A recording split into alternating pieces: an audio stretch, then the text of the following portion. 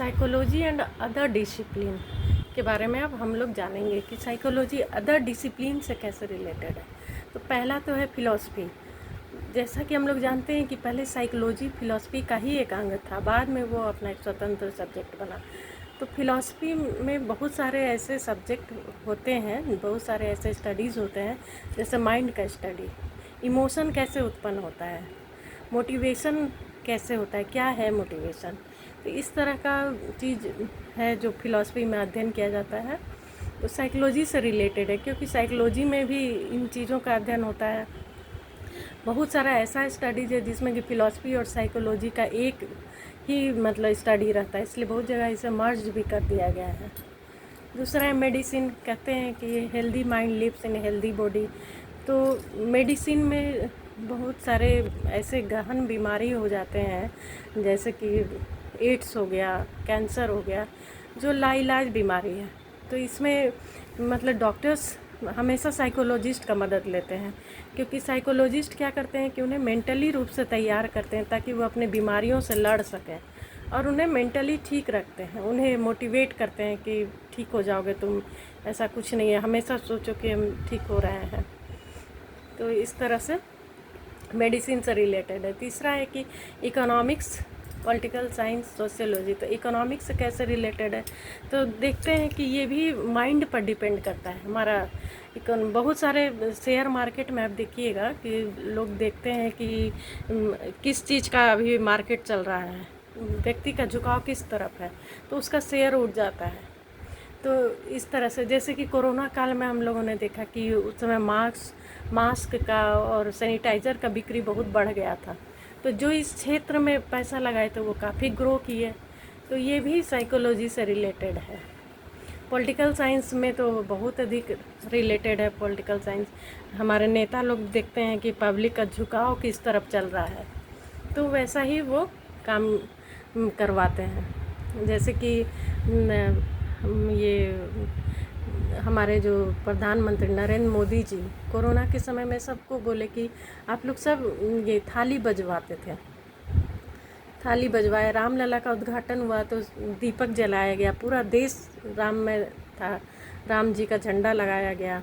तो इससे क्या होता है कि सारे पब्लिक को एकजुट किया जाता है। तो पॉलिटिकल साइंस तो बहुत अधिक रिलेटेड है। नेता लोग भी साइकोलॉजिस्ट को अपने साथ रखते हैं। उसका सोशियोलॉजी कैसे रिलेटेड है, तो सोसाइटी का जो हमारे ऊपर असर पड़ता है, सोसाइटी के विचारों का, उनके गुणों का जो हम पर असर पड़ता है, वो भी साइकोलॉजी से रिलेटेड है।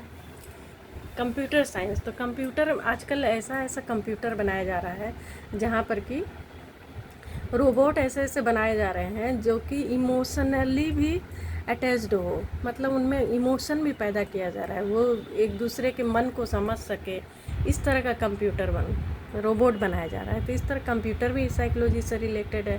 लॉ एंड क्रिमिनोलॉजी, मतलब हमारे जो लॉयर्स होते हैं उनका काम क्या होता है कि दूसरे से उसके मन की बातों को निकलवाना। क्रिमिनोलॉजी में क्या है कि कोई आदमी क्राइम क्यों किया है, क्यों मर्डर किया है, क्यों कोई भी परिणाम मतलब को अंजाम दिया है, वो तो उसके पीछे कारण क्या है, इस चीज़ को निकलवाना। तो ये भी साइकोलॉजी से रिलेटेड है। उसके बाद मास कम्युनिकेशन, हम लोग देखते हैं कि जो भी सीरियल्स बनते हैं या पेपर में भी आप देखिएगा कि निगेटिव न्यूज़ को ज़्यादा दिखाया जाता है ताकि लोग ज़्यादा उसकी तरफ अट्रैक्ट होते हैं। सीरियल में देखिएगा मार धाड़ या षड्यंत्र कर रहे हैं, और वहाँ पर ऐसी जगह पर लाकर उस सीरियल को रोक दिया जाता है जहाँ पर कि देखने की उत्सुकता बनी रहे। तो यहाँ भी इमोशन है, इमोशन के साथ वो खेलते हैं। तो इस तरह से यहाँ मास कम्युनिकेशन भी साइकोलॉजी से रिलेटेड है। म्यूज़िक एंड फाइन आर्ट्स, देखते हैं कि अब म्यूज़िक थेरेपी बन गई है। बहुत सारे ऐसे गंभीर बीमारी को भी म्यूज़िक से ठीक किया जा रहा है। बहुत सारे ऐसे उदाहरण मिले हैं कि जो लोग कोमा में चले गए हैं, उनको ऐसा म्यूज़िक सुनाया गया कि जिससे कि वो होश में आ गए। डॉक्टर्स लोग भी अपने क्लिनिक में धीरे धीरे म्यूज़िक चलाते हैं, योगा के समय भी म्यूज़िक चलाया जाता है। तो म्यूज़िक एक थेरेपी बन गया है और ये साइकोलॉजी से रिलेटेड है। उसके बाद है फाइन आर्ट्स, वो भी साइकोलॉजी से रिलेटेड है। व्यक्ति के इमोशन को देखते हुए वैसा आर्ट्स बनाया जाता है, वैसा पेंटिंग किया जाता है। उसके बाद आर्किटेक्चर एंड इंजीनियरिंग, तो जो वास्तु शास्त्र क्या है वो भी एक साइकोलॉजी है। लोग जिस जैसे रहना चाहते हैं, बड़े घर में सिस्टमेटिक हर चीज़ हो, बाथरूम सलीके से हो, किचन अच्छा हो, तो वैसा घर सबको पसंद आता है। तो वास्तुशास्त्री जो होते हैं वो भी व्यक्ति के मन लायक इमोशन के हिसाब से ही घर बनवाते हैं। इंजीनियर्स लोग भी देखते हैं कि कौन सा पार्क कहाँ बनना चाहिए, कौन सा चीज़ लगाएं जो बच्चों को अच्छा लगे।